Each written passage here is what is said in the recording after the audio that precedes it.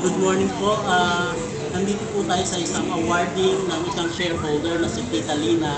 Kumuha po siya last December ng 4 shares and naka-exit na po ito nung after 4 weeks. Ngayon po, i-award natin is an exit sa kanyang second table. So 4 shares po yun. So ang total na matatanggap niya is 70 plus thousand. So ito po yung kanyang income na i-turn over po natin sa kanya kapalit na ng coupon na gagamitin natin sa pang-include sa other new client. So, italinan po.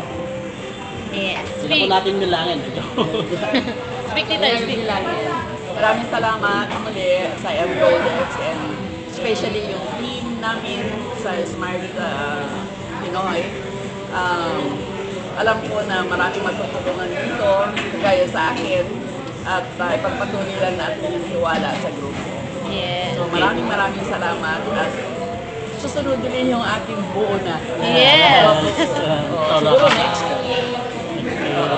Thank you. Maraming salamat. Salamat. Yeah. Yung team, kamay-kamay.